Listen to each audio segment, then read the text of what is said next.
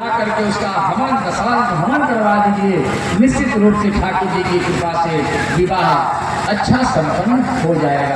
नहीं हो बालिका हो, सब विवाहित हो अविवाहित हो, सब गोपी को कृष्ण से प्रेम है सज्जनों। और भगवान से प्रेम भला किसको नहीं रह सकता है? अगर कोई नहीं रखता है तो वह राक्षस हो सकता है। मनुष्यों को भगवान से प्रेम करना ही चाहिए सज्जनों। ऐसे में प्रतिदिन रास होता है, लेकिन आज महारास का आयोजन हुआ है और उस महारास में सारे गोपियों को जो है सूचना दी गई है माता राधा जी के द्वारा। आज सब गोपियां उपस्थित होने वाली हैं। बांसुरी बजने के साथ ही उस बांसुरी की आवाज सुन करके गोपियों में इतना हलचल हो गया, इतना जो है उसके प्रति आकर्षण बढ़ गया भगवान के प्रति कि सब अपना अपना काम छोड़ करके चलने लगी। कहते हैं वेद व्यास जी महाराज, कोई अपने पति को भोजन करा रही है गोपी, छोड़ करके बीच में ही चल दी।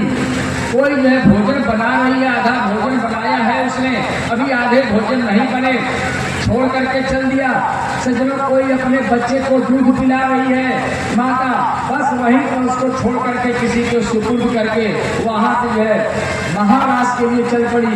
सज्जनों, उतना ही नहीं, घर के काम का कोई गाय दोहन कर रही है, गैया छोड़ करके चल दी। सज्जनों, बहुत सारे काम, यहाँ तक कहते हैं हमारे वेद व्यास महाराज कि लीन पंक्यः क्रमिजन्तायो अनया अंजनत्यः काश्यलोचने व्यस्तवस्त्राभरणा काष्ठे कृष्णान्तिकं जयो।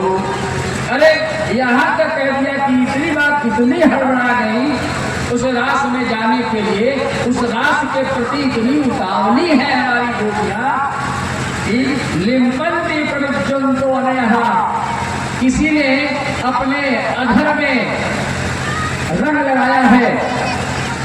अधर माने अधर नीचे होठ दो होते हैं, नीचे वाले को अधर कहते हैं, ऊपर वाले को ओष्ठ कहते हैं सज्जनों। जैसा कि हमारे शास्त्र बताते हैं तो लिम्पन्यः हो, किसी ने अधर में नीचे वाले हिस्से को रंगा है, ऊपर वाले को अभी नहीं रंगा है। अब बांसुरी की आवाज सुनी, बस चल दी।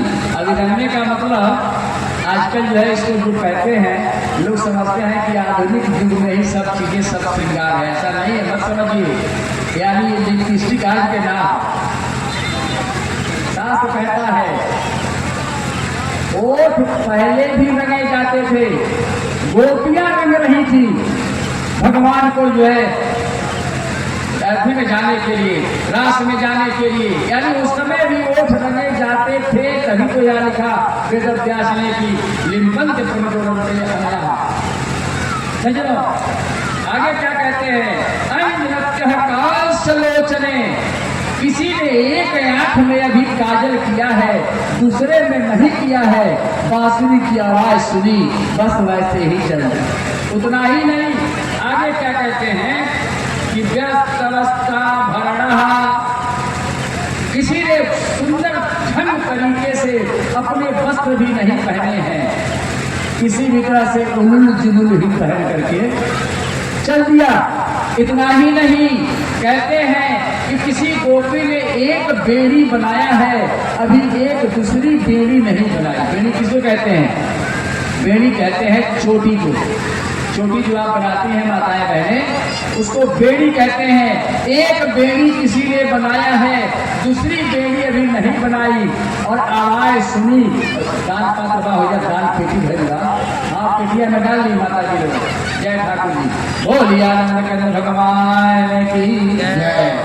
कहते हैं एक बेड़ी किसी ने बनाया, अभी दूसरी बेड़ी नहीं बनाई, बांसुरी की आवाज सुनी, चल पड़ी। इतना जो है उस बांसुरी और उस रास में जाने के लिए लोग ललायित रहते हैं। ये सारे काम हो रहे हैं सज्जनों, सब उल्टा पुल्टा हो रहा है।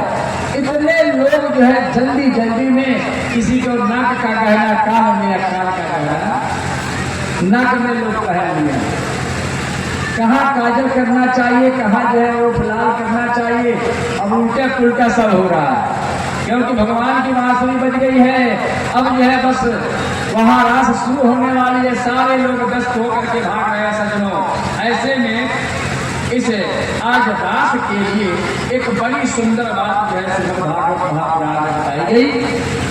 कहते हैं कि भगवान भोले शंकर को भी आज रास में जाने की मन में इच्छा हो गई। आप जानते हैं भगवान श्री कृष्ण के इष्ट भोले शंकर हैं और भगवान भोले शंकर के इष्ट कृष्ण और राम हैं। एक दूसरे को अपना इष्ट मानते हैं। कहते हैं वेद व्यास जी महाराज कि आज भगवान भोले शंकर के मन में ऐसी उत्कंठा हुई कि मैं भी रास में चलता। सज्जनों, पार्वती जी से कहा कि पार्वती हमें भी ले चलो। कहा कि महाराज वहां कोई पुरुष नहीं होता, सब वहां स्त्रियां ही रहती हैं। सज्जनों, वास्तव में अगर जाने श्रीमद् भागवत महापुराण के अनुसार एक दिन शायद कथा में मैं आपको बताया था, संकेत किया था, आज भी फिर दोहरा देता हूँ। एक बार मीराबाई वृंदावन आई और वृंदावन में भगवान का दर्शन किया और दर्शन के बाद उस समय के बहुत बड़े संत थे, नाम मैं भूल रहा हूँ, उनसे मिलने की उन्होंने इच्छा प्रकट की। जब उनके आश्रम पर गई मीराबाई, उन्होंने किसी दरबार से कहा कि हम जरा बाबा से मिलना चाहते हैं, महाराज जी से, जाके कहो। वह आदमी गया और जाके कहा कि एक स्त्री आपसे मिलना चाहती है। बाबा ने तुरंत झुका करके कहा क्या कह दो, मैं किसी स्त्री से नहीं मिलता, मैं स्त्रियों को बस यहीं से आशीर्वाद है, जाओ कह दो। जैसे ही बात लेकर के उस मीराबाई के पास वह आदमी आया, द्रवान महंत जी का चेला, तो महंत जी की चेला की जैसे ही वह बात मीरा जी ने सुना, सज्जनों, कहते हैं वेद व्यास जी महाराज, हमारे बड़े बड़े विद्वज्जन बताते हैं, कहते हैं कि मीराबाई ने कह दिया, धन्य है प्रभु। ये महाराज जी आज मैं सुन रही थी, सुना था कि वृंदावन में बड़े उच्च कोटि के संत हैं, तो मैं सोचा कि भगवान का दर्शन कर लिया, थोड़ा उनका भी दर्शन करके उनका कम से कम कुछ आशीर्वाद प्राप्त करूं। लेकिन आज पहली बार मुझे ऐसा लग रहा है कि मैं तो यह सुना है कि पूरे वृंदावन में एक ही पुरुष हुआ करते थे जिनका नाम है श्री कृष्ण। ये दूसरा पुरुष कहाँ से आ गया? कहता है कि हम स्त्रियों से नहीं मिलेंगे या स्त्रियों से बात नहीं करते, या दूसरा पुरुष कौन यहाँ आ गया? हमको तो इनके महात्मा होने पर संदेह है। यह बात जब कहा मीराबाई ने, वह शिष्य सुना और कहा कि जरा अपना परिचय दीजिए। कहा कि मैं मीराबाई हूँ, राजस्थान से आई हूँ।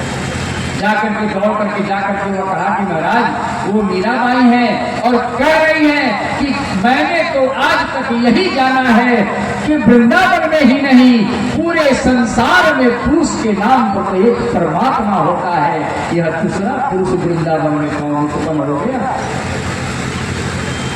संत जी को बात समझ में आ गई, दौड़ करके आए और मीराबाई के चरणों में गिर पड़े और कहा कि माता हमें क्षमा करना, आज तक यह बात मैं नहीं समझ सका था, आज ने मुझे परम ज्ञानवान आपने बना दिया और क्षमा मानो उस महात्मा ने। तो सच मानिए इस संसार में कोई पुरुष होता ही नहीं, संसार में पुरुष एक ही है जिसको हम परम पिता परमेश्वर कहते हैं।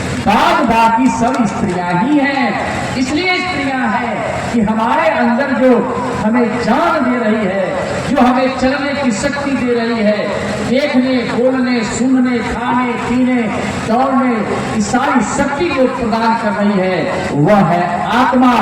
और वह आत्मा स्त्रीलिंग है, क्योंकि उसका भी एक पति है, उसका भी एक मालिक है जिसको हम जगतपति कहते हैं। सज्जनों, इसलिए अपने को कभी ऐसा सीना तान करके कभी न कहिए कि मैं पुरुष हूँ। सारी स्त्रियां बोलिए आनंद कंद भगवान की। ये है अध्यात्म चिंतन। अध्यात्म चिंतन जब आप करेंगे तो आप भी अपने को स्त्री भाव में ही पाएंगे। सज्जनों, कहते हैं कि भोले शंकर ने जब कहा कि मुझे भी आज चलना है रास में, तो देवी ने कहा कि भाई वहां कोई पुरुष नहीं होता। कहा कि कोई बात नहीं, सब स्त्रियों का जो है आपको लिबास पहना दो, चलेंगे, घूंघट लगा करके जाएंगे, रास देखेंगे, चले आएंगे, कम से कम अपने इष्ट देव का दर्शन तो हो जाएगा इस रास में। सज्जनों, जब तक आदमी को, इसका मतलब क्या है? इसका मतलब ये है कि जब तक स्त्री भाव किसी में नहीं आ जाता तब तक परमात्मा की प्राप्ति नहीं हो सकती।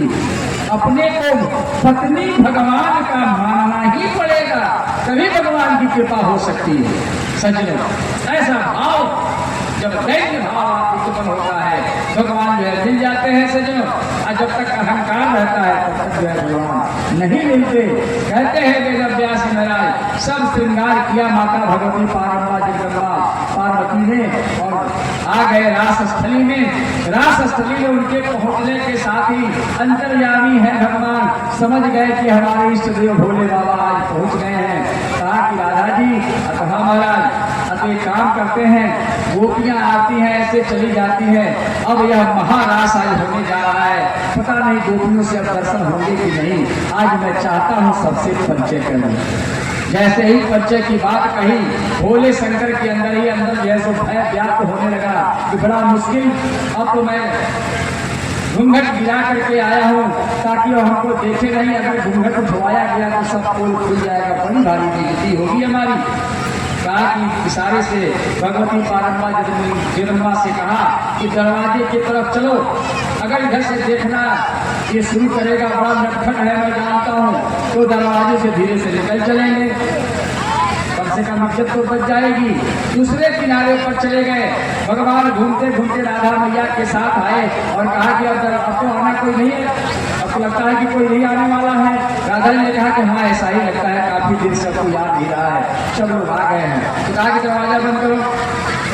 अब रास के दरवाजे बंद करके और कहा कि अब इधर से ही देखना शुरू करते हैं। आप पहले ही जो है शंकर जी खड़े, आप शंकर जी को पसीना छूटने लगा महाराज, और शंकर जी ने कहा कि तो बड़ी भारी बेइज्जती है, बड़ा नटखट है, या छोड़ेगा नहीं, मैं जानता हूँ उसके स्वभाव को। सज्जनों, साड़ी पहली बार पहना है, घूंघट कितने निकाले जाते हैं इसकी एक सीमा है, मारे लज्जा के घूंघट खींचते जा रहे हैं, अब कितना लंबा आगे हो रहा है पता ही नहीं चल रहा है। पीछे से साड़ियाँ, भगवान मुस्कुराने लगे और कहा कि राधा जरा घूंघट उठाओ।